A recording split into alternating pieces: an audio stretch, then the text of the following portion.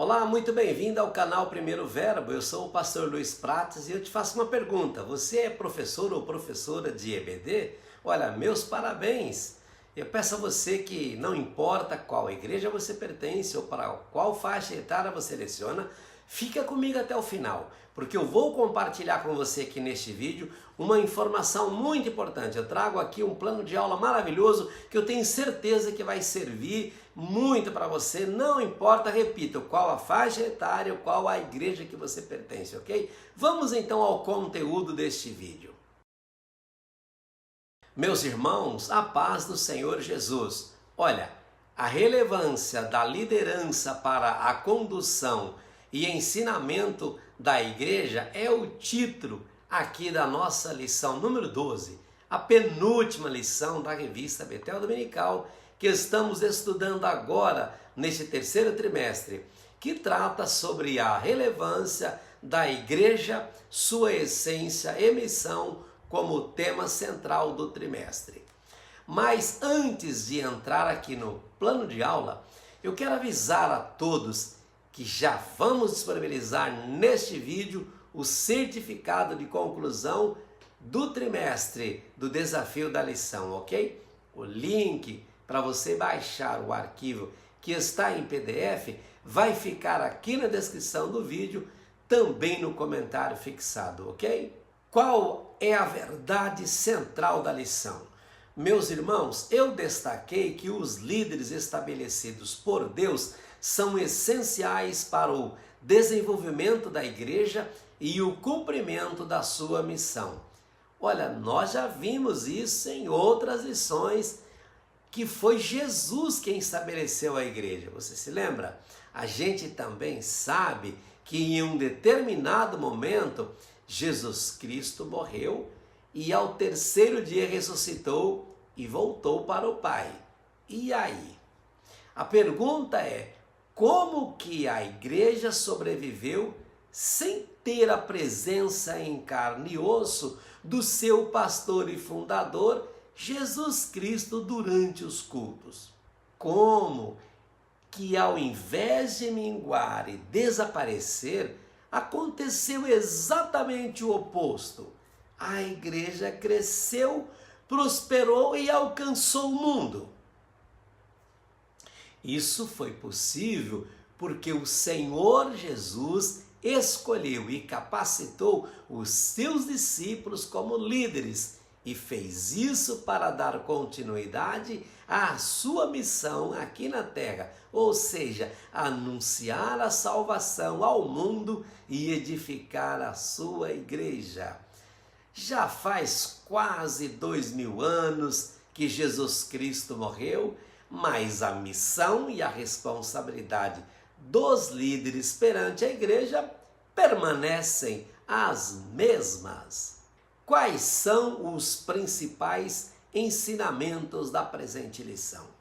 Meus irmãos, geralmente você que acompanha aqui comigo sabe que eu separo os ensinamentos em vários pontos individuais, mas desta vez eu reuni todos em um único ponto.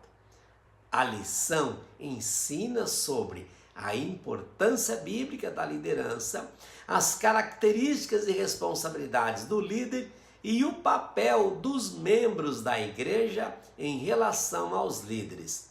No tópico anterior, eu falei sobre a importância da liderança. Aqui eu destaco outro aspecto, o de que toda autoridade vem de Deus. Nós já estudamos sobre isso em outras aulas, especialmente na lição de número 6 do trimestre passado, ou seja, o segundo trimestre de 2024, cujo tema foi ordenança para uma vida de obediência e submissão. Lembra? Pois é, eu vou deixar aqui para você o link desse vídeo no card aqui em cima, mas o link também aparece na descrição do vídeo, lá no final, depois de todos os textos da descrição, das miniaturas dos capítulos, do logo da Primeiro Verbo e demais links, ok?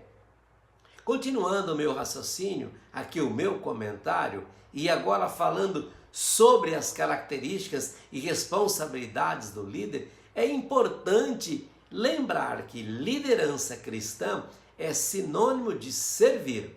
Jesus é o nosso maior exemplo disso. O líder cristão é um servo de Deus e da igreja. Essa é uma posição que exige dedicação ao serviço, sabedoria, integridade e uma vida fundamentada no exemplo de Jesus Cristo. A lição trata sobre isso, especialmente no tópico 1.2, mas também no 1.3 e no 3.3. E agora, fechando esse tópico sobre os principais ensinamentos, a lição destaca que os membros da igreja devem reconhecer, respeitar e obedecer os líderes por causa do trabalho que eles realizam. Isso está na Bíblia e está registrado no Novo Testamento. Olha só, obedeçam aos seus líderes e submetam-se à autoridade deles. Hebreus 13:17, na versão NVI. Não existe outro jeito. Isso pode parecer para alguns até loucura, né? Mas veja o que os versículos 25 e 27 do capítulo 1 de 1 Coríntios registra. A loucura de Deus é mais sábia do que os homens, e a fraqueza de Deus é mais forte do que os homens. Mas Deus escolheu as coisas loucas deste mundo para confundir as sábias, e Deus escolheu as coisas fracas deste mundo para confundir as fortes. Humanamente falando, meus irmãos, às vezes pode até ser muito difícil seguir as orientações e determinações de um líder que aparentemente tem menos conhecimento sobre um assunto do que a gente, ou que esta pessoa esteja numa posição social inferior à nossa. Mas quando isso acontecer, devemos lembrar de orar a Deus e pedir ajuda ao Espírito Santo para Ele agir na nossa vida, para que a gente corretamente possa seguir os princípios divinos. O que eu quero que os meus alunos aprendam? Bem, meus irmãos, eu acho muito importante destacar que líderes e membros têm responsabilidades mútuas no crescimento espiritual da igreja e no cumprimento da missão dada por Deus a todos nós. O tópico 2.1 da lição fala sobre o chamado comum e a todos os cristãos e o chamado específico para algumas pessoas.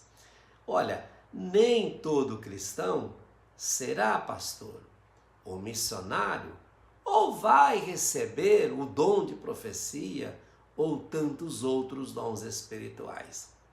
Mas tenha certeza de uma coisa: todos nós fomos chamados a ir por todo mundo e pregar o evangelho a toda criatura, conforme Marcos 16:15.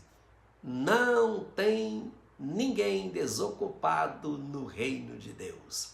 Todo cristão tem uma responsabilidade a cumprir, seja esse cristão líder ou não.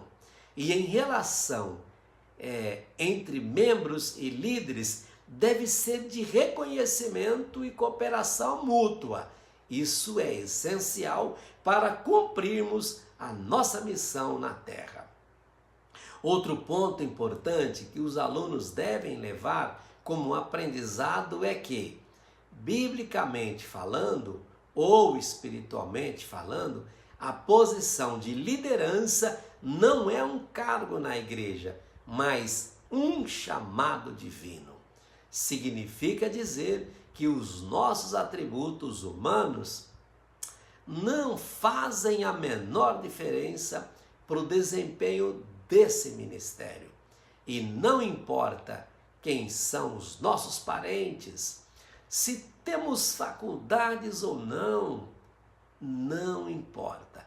Nada disso importa. Se temos idade, se não temos idade, se temos alguma deficiência, se não temos, nada disso. Vocês se lembram o que está lá em Êxodo 4:10? Quando Moisés lamenta para Deus que não era eloquente e que não sabia falar direito, querendo escapar do chamado. Sabe o que Deus disse para ele, né? Ele se achava incapaz, mas foi o líder que Deus havia escolhido e havia capacitado para liderar os israelitas da escravidão do Egito. E se Deus escolheu, está escolhido. Outro ponto importante sobre essa verdade é que a gente não pode misturar as coisas e achar que todas as posições de liderança na igreja foram ocupadas por pessoas que, de fato, possuem um chamado para aquela função. Nem sempre é assim, meus irmãos. Às vezes, uma pessoa que tem habilidade natural para a música, e aí por esta habilidade natural, essa pessoa acaba assumindo a liderança do ministério de louvor na igreja e passa a dedicar todo o seu tempo para isso, quando na verdade a chamada que Deus tinha para essa pessoa era uma outra, era para trabalhar no campo missionário. Isso pode acontecer. Ou então, alguém que tem um chamado para ser professor, é um grande comunicador, mas também, por alguma razão, esta pessoa está ocupando a posição de ser o dirigente de uma igreja local, por exemplo. Ou o contrário, ou a pessoa sequer tem um chamado específico de liderança. Por isso, meus irmãos, a gente precisa orar sempre a Deus antes de tomar qualquer decisão e mesmo depois da decisão tomada, precisamos continuar orando para que a gente sempre possa se manter no centro da vontade de Deus. Pontos para refletir e debater em sala de aula. Meus irmãos, eu listei algumas sugestões. Por exemplo, pergunte aos alunos quais são os perigos da insubordinação e da falta de respeito para com a liderança da igreja. Ou então, pergunte quais são os maiores desafios que os líderes cristãos enfrentam nos dias atuais. Olha, meus irmãos, comece a discussão citando alguns exemplos como o cansaço, a oposição dos membros e as tentações que podem desviar o líder do caminho. Essa conversa pode ajudar os alunos a ter mais empatia e assumir a responsabilidade de orar mais pelos líderes. Também deixo a sugestão de relembrar algum fato que aconteceu na igreja local e que este fato tenha marcado positivamente a atual liderança. Aplicações práticas para o aluno. Meus irmãos, como os alunos podem de fato aplicar na vida prática os ensinamentos da presente lição? As minhas sugestões são mais seguintes. Os alunos podem orar pelos líderes da igreja local, intercedendo por eles, pedindo a Deus sabedoria, discernimento, unção e proteção para que conduzam a igreja com fidelidade. Os alunos também podem viver de forma íntegra, amorosa e dedicada a Deus, sendo exemplo de cristão dentro da igreja e fora da igreja, exercendo assim uma posição ou não de liderança na igreja local, ok? E também podem demonstrar respeito e obediência aos líderes, mesmo quando for desafiador, e jamais abrir a boca para amaldiçoar quem quer que seja. Bem, meus irmãos, chegamos ao final de mais um vídeo e eu aproveito aqui para te lembrar de baixar o arquivo do plano de aula com as perguntas do desafio da lição de número 12. além do certificado de conclusão do trimestre, ok? Olha, muito obrigado por ficar comigo até o final. Deus te abençoe, uma boa aula e até o próximo desafio da lição.